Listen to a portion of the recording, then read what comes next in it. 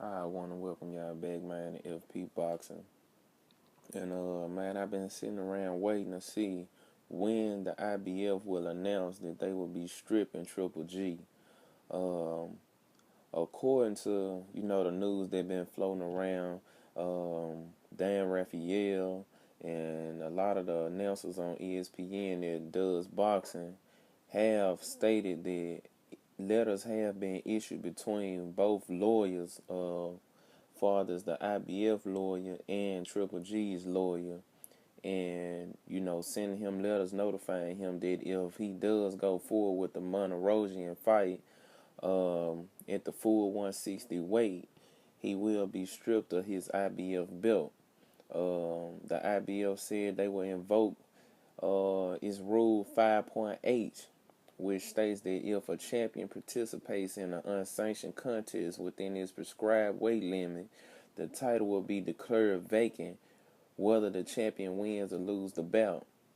The champion's commitment with the approval of the IBF president will then establish a new champion in their division in accordance with the procedure established and prescribed in these rules. So the IBF rules do provide Golovkin the ability to seek an exemption on the IBF stripping him of his belt, which the only way that can be possible if the bout was sanctioned. So the IBF did take in consideration that, the rules are in place for a reason. If he was so set out on taking that May 5th date to fight on, then he should have fought as mandatory, and the IBF is Devinchenko.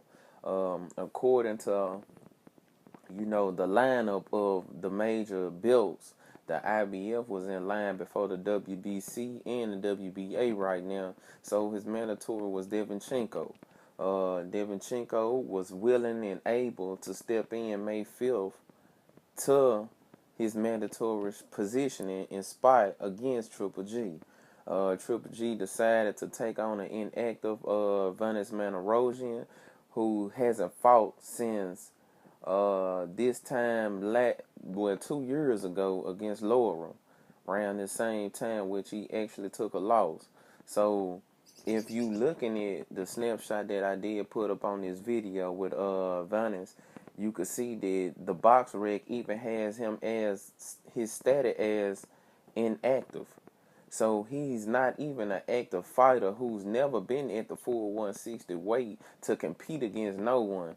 So I have been checking the rankings, and magically he has appeared as a number one contender against the 154 champion in the WBC is Jermell Charlo. So he's now ranked number one magically.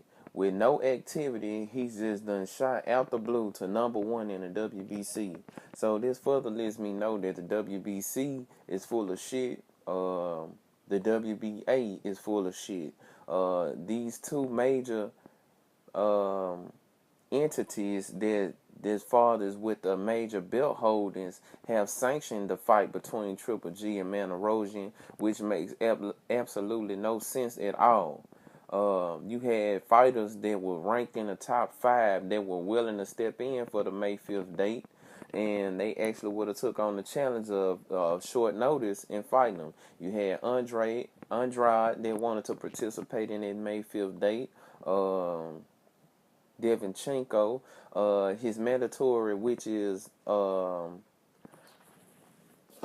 his mandatory with the WBA is Rajado Makama guy. I don't know, man. Some Japan guy who's 14-1 with 11 KOs, who actually just fought on the 15th of April, which he did get a stoppage against a guy. Which I don't even see why Triple G them, well, they couldn't wait on him. So I know this might be the next opponent because he's really not a threat. The last time he's been in the U.S. fathers fighting, he was on the undercard of Terrence Crawford and Victor Postles. He was on that undercard, so he hasn't been back in the States since. I'm just waiting to see what the people thought. I mean, you had some of Triple G fanboys out there who was actually saying that this is a great fight for him.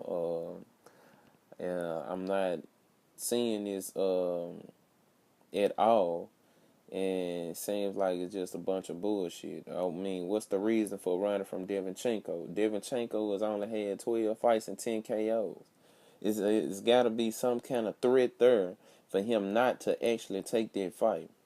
I mean, he took on the Dominique Wades of the world, which was only 18-0, who's never been at any kind of level to take on a Triple G, but they got that deal done. I don't know what it is about Devinchenko. I don't know nothing about him. Evidently, he's a problem for them not to actually, get that deal done, and he was willing to step in there. Devinchenko's nickname is the Technician, so maybe they know something I don't. Just let me know what y'all think after. I want